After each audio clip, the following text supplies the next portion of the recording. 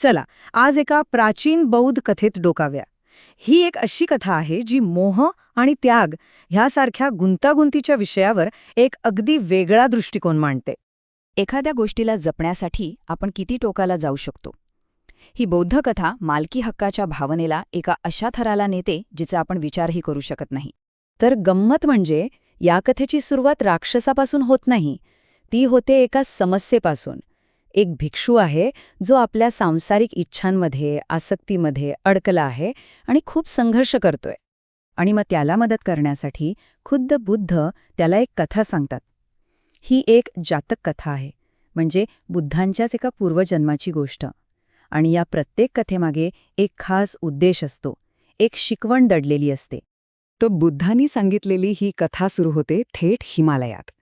तिथे खूप शक्तिशाली असुर राक्षस राहतो आणि तो एका सुंदर स्त्रीच्या प्रेमात पडतो. पण त्याला सतत भीती वाटत असते की ती त्याला सोडून जाईल.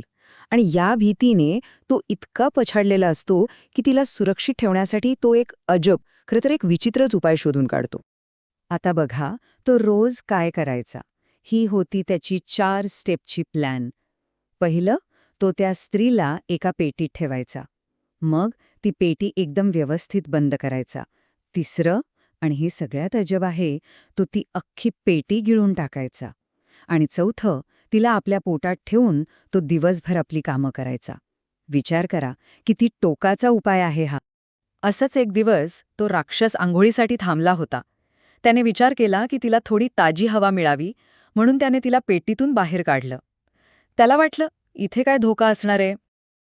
पण त्याच वेळी योगायोगाने वायूचा पुत्र मानला जाणारा एक जादूगार तिथून आकाशातून उडत चालला होता. आणि त्या स्त्रीची नजर त्याच्यावर पडली. तिने लगेच त्याला गुपचूप खाली येण्यासाठी इशारा केला. आणि मग बघा काय झालं. तिने त्या जादूगाराला पटकन त्या पेटीमध्ये लपवलं आणि स्वतः त्याच्यावर झोपली. राक्षस परत आला. त्याला काहीच कळलं नाही. त्याने नेहमीप्रमाणे ती पेटी उचलली आणि परत गिळून टाकली. आता घरी परत जाताना राक्षसाला वाटलं की वाटेत एक ज्ञानी तपस्वी राहतात, त्यांना भेटून जावं.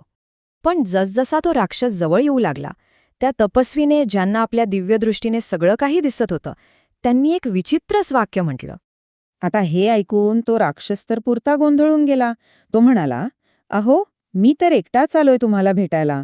माझ्यासोबत तर कोणीच नाहीये. मग तुम्ही असं का म्हणताय की तिघांचेही स्वागत आहे? आणि तेव्हा त्या तपस्वीने ते धक्कादायक सत्य उघड केलं, जे त्यांना दिसत होतं. आता हे ऐकताच राक्षसाची तर भीतीने गाळण उडाली. त्याच्या डोक्यात एकच विचार आला की तो जादूगार आपल्या तलवारीने माझं पोट फाडून बाहेर येईल. आणि ह्याच भीतीने त्याने एका क्षणाचाही विचार न करता ती पेटी लगेच बाहेर रोखून काढली. बघा, त्याची सगळी योजना एका क्षणात धुळीला मिळाली. पेटी उघडली आणि आतून तो जादूगार बाहेर उडी मारतो. तो एक मंत्र म्हणतो आणि हवेत गायब होऊन जातो. बिचारा राक्षस फक्त बघतच राहतो. आता तो राक्षस पूर्णपणे खचून गेला होता. त्याला स्वतःची लाज वाटत होती. आणि तो त्या तपस्वीसमोर विलाप करू लागला की त्याने केलेले सगळे प्रयत्न कसे वाया गेले. तो विचार करू लागला की मी तर तिची किती काळजी घेतली, रात्रंदिवस तिला जपलं, पण तरी पण तिने विश्वासघात केला. आणि शेवटी तो या निष्कर्षावर पोचला की दुसऱ्या व्यक्तीला ताब्यात ठेवण्याचा, तिच्यावर नियंत्रण मिळवण्याचा प्रयत्न करणं हे मूर्खपणाचं आणि धोकादायक आहे. हे सगळं ऐकून झाल्यावर त्या तपस्वीने राक्षसाला समजावलं. ते म्हणाले की त्या स्त्रीला काही इजा करू नकोस, उलट चांगलं वागण्याचा प्रयत्न कर, नैतिकतेने राहा. आणि अखेर त्या राक्षसाला आपली चूक कळली. त्याला समजलं की तो तिला कधीच खऱ्या अर्थाने आपलंसं करू शकणार नाही. त्याने तिला मोकळं केलं आणि आपल्या घरी निघून गेला. म्हणजे बघा, त्याने शेवटी ती आसक्ती सोडून दिली. आणि इथेच ही कथा त्या मूळ समस्येशी जोडली जाते, त्या भिक्षूच्या संघर्षाशी. बघा, राक्षसाची ती पेटी काय होती? ते एक भौतिक तुरुंग होतं. आणि त्या भिक्षूच्या मनात काय होतं? इच्छा आणि आसक्तीचा एक मानसिक तुरुंग. दोघेही नियंत्रणाच्या एका व्यर्थ प्रयत्नात अडकले होते आणि दुःखी होत होते. तर ही विचित्र पण तितकीच प्रभावी कथा ऐकल्यानंतर त्या सांसारिक इच्छांमध्ये अडकलेल्या भिक्षूला अखेर आपला धडा मिळाला. या कथेने खरंच त्याचं काम केलं. त्याला आपल्या आसक्तीवर नियंत्रण मिळवायला मदत केली आणि तो ज्ञानाच्या मार्गावर पुढे गेला. आणि मग या कथेच्या शेवटी बुद्धांनी एक असा खुलासा केला, ज्यामुळे कथेला एक वेगळंच वळण मिळालं.